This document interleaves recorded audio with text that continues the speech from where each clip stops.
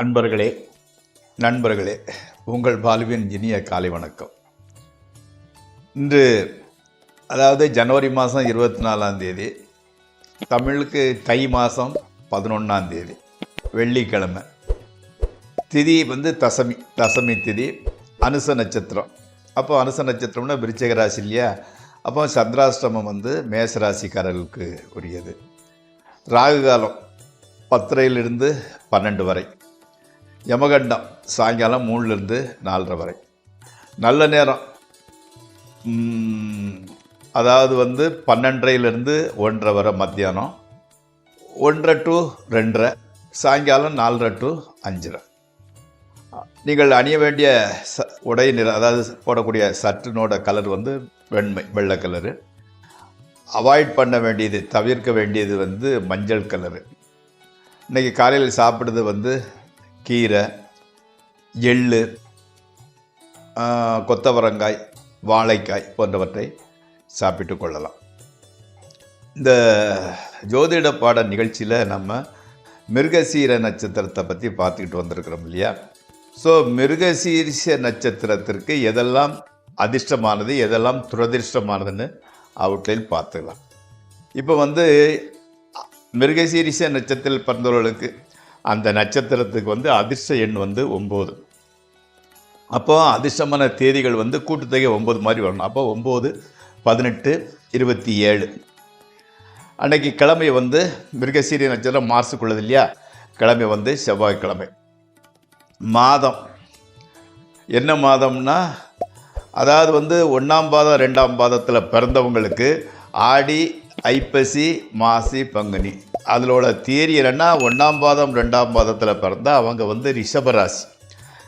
அப்போ 3ஆம் பாதம் 4ஆம் பாதம் மிதுன ராசியாக போயிடும். அதனால் 1ஆம் பாதம் 2ஆம் பாதத்தில் பிறந்தவங்களுக்கு ஆடி, ஐப்பசி, மாசி, பங்குனி மாதம் அதிர்ஷ்டமாக இருக்கும். 3ஆம் பாதம் 4ஆம் பாதத்தில், அதாவது மிதுன ராசியில் பிறந்தவங்களுக்கு ஆவணி, கார்த்திகை, பங்குனி, சித்திரை அதிர்ஷ்டமான மாதங்களாகும். அதே மாதிரி நட்சத்திரம், அதிர்ஷ்டமான நட்சத்திரம்னு சொல்ல இருந்தால் 1ஆம் பாதம் 2ஆம் பாதத்தில் பிறந்தவங்களுக்கு பூசம், சுவாதி, அனுசம், கிருத்திகை, சதயம் இவை அதிர்ஷ்டமான நட்சத்திரங்கள். 3ஆம் பாதம் 4ஆம் பாதத்தில் பிறந்தவங்களுக்கு மகம், அனுசம், மூலம், அஸ்வினி நட்சத்திரம் அதிர்ஷ்டமானவையாகும். இந்த மிருகசீரிஷ நட்சத்திரத்தில் உள்ள திக்குன்னா மேற்கு, நிறம் அடர் சிவப்பு, டார்க் ரெட்டு. தெய்வம் முருகர். சேத்திரம் வைத்தீஸ்வரன் கோயில் கும்பகோணத்தில் இருக்கிறது இல்லையா? அதுதான் அந்த மிருகசீர நட்சத்திரத்துக்குடைய சேத்திரம்னு சொல்லுவாங்க. அதே மாதிரி எப்படின்னு கேட்டிங்கன்னா, அதனோட அந்த நவரத்னத்தில் உள்ள ரத்னம் பவளம், லட்சணை அன்னம், அன்னப்பறவை. இப்போ துரதிர்ஷ்டமானது எண் 5ஆம் தேதி, 5 தேதி 5, 14, 23. கிழமை ஆகாத கிழமை புதன்கிழமை. மாதம் 1ஆம் பாதம் 2ஆம் பாதத்தில் பிறந்தவங்களுக்கு வைகாசி, 3ஆம் பாதம் 4ஆம் பாதத்தில் பிறந்தவங்களுக்கு ஆனி. நட்சத்திரம் ஆகாத நட்சத்திரம் 1, 2 பாதத்தில் பிறந்தவங்களுக்கு மூலம், பூராடம். 3, 4 பாதத்தில் பிறந்தவங்களுக்கு உத்திரட்டாதி, திருவோணம். திக்கு ஆகாதது கிழக்கு, நிறம் பச்சை. நண்பர்களே, இப்போ நம்ம ராசி பலன் நிகழ்ச்சிக்குள் செல்வோம். இந்த ராசி பலன் நிகழ்ச்சி உங்களுக்கு பயன்படுமாயின் அதை சப்ஸ்கிரைப் செய்யவும், நண்பர்களுடன் பகிர்ந்து கொள்ளவும். இப்போ இந்த ராசி பலன் நிகழ்ச்சி கோச்சாரத்தை வச்சு இன்றைய பொழுது இப்போ அவுட்லைன் நம்ம சொல்லிக்கிட்டு போய்கிட்டே இருக்கிறோம். இன்னும் டீட்டெயிலாக உங்களை எதிர்காலத்தை பற்றி தெரிந்து கொள்ள வேண்டுமென்றால், எந்த துறையில் ஈடுபடுவது, எந்த வகையான பிஸ்னஸ் செய்வது என்பதை பற்றிய விலாவாரியாக தெரிந்து கொள்ள வேண்டுமென்றால் 9740846466 இந்த நம்பருக்கு ஃபோன் செய்து அப்பாயின்மெண்ட் வாங்கி கொண்டு பேசவும். எல்லாத்தையும் டீட்டெயிலாக விராபரியாக விளக்குகின்றோம். இப்போது நம்ம ராசி பலன் நிகழ்ச்சிக்குள் செல்வோம். முதலில் மேசராசி. மேசராசிக்காரங்களுக்கு இன்றைக்கி சந்திராஷ்டம தினம். அதனால் புதிய முயற்சிகள் எதிலும் ஈடுபட வேண்டாம். மனைவி மக்களிடம் கூட கொஞ்சம் எச்சரிக்கையாக பேசுங்கள். இல்லைன்னா வீணான சஞ்சரவுகள் உண்டாகும்.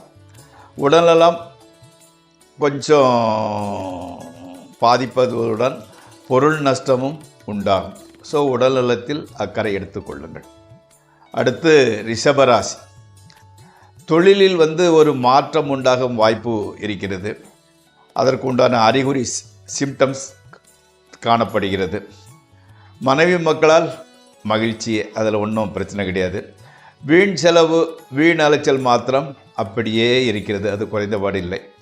உடல் ஆரோக்கியத்தில் கொஞ்சம் கவனம் செலுத்தி கொள்ளுங்கள். உறவினர்கள் நண்பர்கள் மூலம் தக்க சமயத்தில் உதவி கிடைக்கின்றது. அடுத்து மிதுன ராசி. மிதுன ராசி மாதிரி மிதுன ராசிக்கு இன்றைய எப்படின்னா மங்களகரமான காரியத்திற்கு அதாவது செலவு செய்ய வேண்டி சொல்லுகிறது. அதாவது சுப செலவுகள் உண்டாகின்றன. புதிய வீடு, வாகனம் கடன்பட்டு வாங்கும் முயற்சி நடக்கிறது. பந்தயம், லாட்ரி ஆகியவற்றை ஈடுபட வேண்டாம், அதில் கூட பிரச்சனை தான் வந்துக்கிட்டு இருக்கும். ஸோ அவற்றை தவிர்க்கவும். கணவன் மனைவி உறவு மாத்திரம் ஓரளவு நல்ல விதமாகவே செல்கின்றது. அடுத்து கடகராசி. குடும்பத்தில் நிலவி வந்த ஒரு மனத்தாங்கல், ஒருத்தருக்கு ஒருத்தர் உள்ள மனத்தாங்கல் அகன்று மகிழ்ச்சியான சூழல் நிலவுகிறது. ஸ்பெக்குலேஷன், லாட்ரி போன்றவற்றில் நல்ல லாபம் கிடைக்கிறது. எடுத்த காரியங்கள் எல்லாமே ஓரளவு வெற்றிகரமாகவே நடக்கின்றது. தொழிலில் நல்ல முன்னேற்றம், செல்வாக்கு கூட ஓரளவு அதிகரிக்கின்றது. அடுத்து நம்ம சிம்மராசியை பற்றி பார்க்கலாம். சிம்மராசிக்காரங்களுக்கு தொழிலில் ஒரு தேக்க நிலை, மந்த நிலைன்னு சொல்லுவாங்க. தேக்கமும் நஷ்டமும் உண்டாகின்றது. புதிய ஆடை ஆபரண பொருட்கள் சேருகின்றது. அதே சமயத்தில் உங்களுக்கு பணப்புழக்க வழக்கங்கள் நல்லா இருக்குது. செலவு எவ்வளோனா கூட பணத்தட்டுப்பாடு இல்லாத அளவில் பணம் சேர்ந்து விடுகிறது. புதிய ஆடம்பர பொருட்கள் அதாவது வேண்டாதது தான், பட் வாங்கிக்கிறீங்க. ஆடம்பர பொருட்கள் சேர்க்கின்றீர்கள். அதாவது மாணவர்கள் எஜுகேஷன் லைனில் மாணவர்களுக்கு கல்வியில் ஆர்வம் அதிகரிக்கிறது. அதனால் மார்க் ஓரளவு நன்றாகவே வருகின்றது. உத்தியோகத்தில் சின்ன பிரச்சனை விலகுகிறது. அன்னையின் உடல்நிலை ஓரளவு பரவாயில்லை, ஓகே, நன்றாகவே இருக்கிறது. அடுத்து கன்னிராசி. கணவன் மனைவி உறவு மகிழ்ச்சி அளிப்பதாக இருக்கின்றது. பிரயாணங்களினால் அனுகூலமும் நன்மையும் உண்டாகின்றது. குடும்பத்தில் புதிய ஜீவன் உருவாகக்கூடிய வாய்ப்பு இருக்கிறது. அது கரெக்டான சமயம் இது. இவ்வளவு நாட்களாக இருந்து வந்த கடன் தொல்லை விலகுகிறது. கட்டுக்கோள் சேருகின்றது. பொருள் சேர்க்கையும் புதியன வாங்குதலும் நடக்கின்றது. அடுத்து துளாராசி. துளாராசிக்கு பணம் ஜாஸ்தி செலவழிஞ்சாலும் நேரத்துக்கு சாப்பிடுறது, நேரத்துக்கு தூங்குறது, கொஞ்சம் சுகபோக ஜீவிதம் தான் இன்றைக்கி நடந்துக்கிட்டு இருக்குது. அதே மாதிரி பணம் தேவையான அளவு எங்கிருந்தாலும் கிடைத்து விடுகிறது. பெற்றோர் உடல்நிலை நன்றாகவே இருக்கின்றது. விரோதிகளின் தொந்தரவு குறைகிறது. குடும்பத்தில் ஒரு மகிழ்ச்சிகரமான சூழ்நிலை நிலவுகிறது. அடுத்து விருச்சிக ராசி. அரசாங்க ஆதரவு கிடைக்கின்றது. பெரியோர்களின் சந்திப்பும் அவர்களின் ஆதரவும் உங்களுக்கு துணை நிற்கின்றது. திருமணமாகாதவர்களுக்கு திருமணம் நடக்கக்கூடிய சூழ்நிலை உருவாகிறது. ஸ்பெக்குலேஷன், ட்ரேடிங் ஆகியவற்றில் ஓரளவு நல்ல லாபம் வருகிறது. காதல் உதயமாகின்றது. மனம் மகிழ்ச்சியில் நிறைகிறது. அடுத்து தனுசு. மனசு கவலை ஓரளவு இருந்தால் கூட உத்தியோகம் பிரச்சனை இல்லாமலே ஸ்மூத் செயிலிங் இன் ஜாப் செல்கிறது. நல்ல பெயர் புகழ் கூட கிடைக்கின்றது. சாப்பாடு, தூக்கம் இதெல்லாம் கரெக்ட் டயத்துக்கு நடந்து விடுகிறது.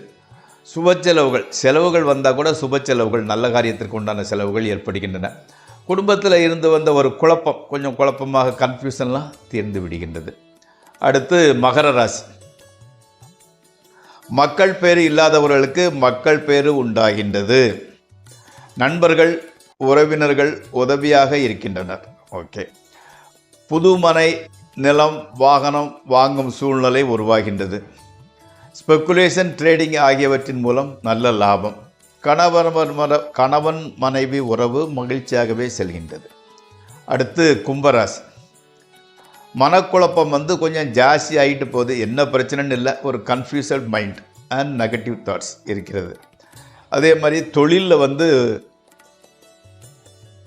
அந்த ஒரு இன்ட்ரெஸ்ட், ஆர்வம், நாட்டம் இல்லாமலே போகின்றது. ஏனோதானோன்னு தான் தொழிலை நடத்துகிறீர்கள். அதிகமாக ஸ்பெக்குலேஷன், ட்ரேடிங் ஆகியவற்றில் ஈடுபட வேண்டாம். வேலை இல்லாதவங்களுக்கு வேலை கண்டிப்பாக கிடைக்கிறது. வெளிநாட்டிலிருந்து ஓரளவு நல்ல செய்தி வந்து சேருகின்றது. அடுத்து மீனராசி.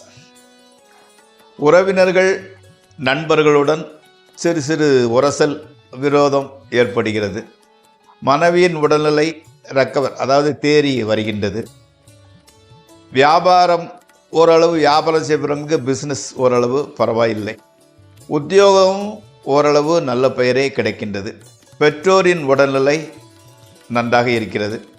எதிர்பார்த்தபடி பண உறவு வருகின்றது. சகோதரர்கள், பிரயாணம் ஆகியவற்றின் மூலம் தேவையில்லாத டென்ஷன்கள் உண்டாகிறது. அதனால் எப்படின்னா பிரயாணத்தை குறைத்து விடும். நண்பர்களே, இந்த ராசி பலன் நிகழ்ச்சி இத்துடன் முடிவடைகிறது. நாளை மீண்டும் சந்திப்போம். உங்கள் பால்.